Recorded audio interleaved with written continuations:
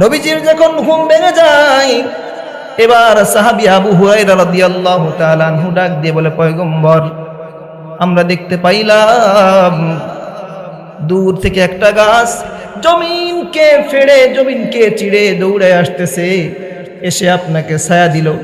ছায়া দেওয়ার পর আবার কিছু সময় থাকার পর সে আবার চলে গেল গো পয়গম্বর। আমাদের জানতে খুব মন চায় ওই গাছটা কেন আসলো, কি কারণে আসলো, আবার কেন। নবীজি সফরে গেছে, সাহাবায়ে কেরাম নিয়ে সফরে গেছে। নবী সাল্লাল্লাহু আলাইহি ওয়াসাল্লাম সফরে গেলেন। সফরে যাওয়ার পর নবী সাল্লাল্লাহু আলাইহি ওয়াসাল্লাম বিশ্রাম নিলেন।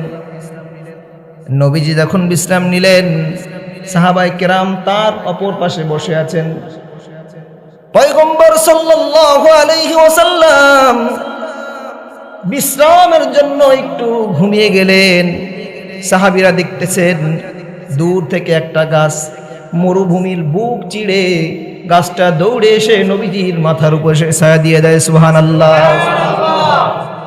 নবীজির যখন ঘুম ভেঙে যায়, এবার সাহাবী আবু হুরায়রা রাদিয়াল্লাহু তাআলা আনহু ডাক দিয়ে বলে, পয়গম্বর, আমরা দেখতে পাইলাম দূর থেকে একটা গাছ জমিনকে ফেড়ে জমিনকে চিড়ে দৌড়ে আসতেছে, এসে আপনাকে ছায়া দিল।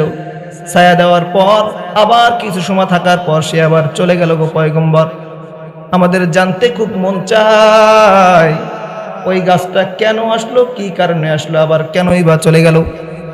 পয়গম্বর সাল্লাল্লাহু আলাইহি ওয়াসাল্লাম এবার সাহাবীদেরকে লক্ষ্য করে বলেন, ও আমার সাহাবীর দল, তোমরা লক্ষ্য করে শুনে নাও, এই গাছটা আমি যখন এখানে বিশ্রাম করতেছিলাম, এই গাছটা এখান থেকে অনেক দূরে ছিল, কোন একটা জঙ্গলের মধ্যে ছিল। এবার এই গাছটা আল্লাহর কাছে ফরিয়াদ করে, মালিক, আমার পয়গম্বর, আমার নবী আমার এত কাছে এসে চলে যাবে, আর আমি তার কিছু সোহবত আমার মধ্যে লালন করবো না, তা তো হতে পারে না। ওগো পয়গম্বর, আল্লাহ আমার পয়গম্বরকে আমি একটু ছায়া দিবার চাই, আপনি আমাকে একটু তৌফিক দেন, আমি এখান থেকে মাটির বুক চিড়ে আমি তাকে একটু আশ্রয় দিতে চাই। আল্লাহ পাক রব্বুল আলামিন গাছকে হুকুম করলেন, গাছ তোমাকে আমি চলার মতো শক্তি দান করে দিলাম। এবার গাছ যখন জমিনের বুক চিড়ে চিড়ে দৌড়ে চলে আসলো, তোমরা তো মনে করো আশ্চর্য কোনো ঘটনা, তোমরা তো আকর্ষণীয় কোনো ঘটনা দেখতেছো। আহারে, জীবনে কখনো গাছকে দৌড়াইতে দেখি নাই, জীবনে কখনো জমিন ফেড়ে গাছকে আমরা হাঁটতে দেখি না। আপনারা দেখছেননি? না না, কেউ কখনো দেখে নাই। কিন্তু এই গাছে আকুতি মিনতি করে আল্লাহর কাছে এমন ভাবে ডাকছে, আল্লাহ আমার পয়গম্বর এত কাছে এসে চলে যাবে, আমি এটা সহ্য করতে পারি না। ওগো নবীজি, আল্লাহ আমি তাকে একটু ছায়া দিবার চাই। আমাকে তিনি একটু ছায়া দিলেন।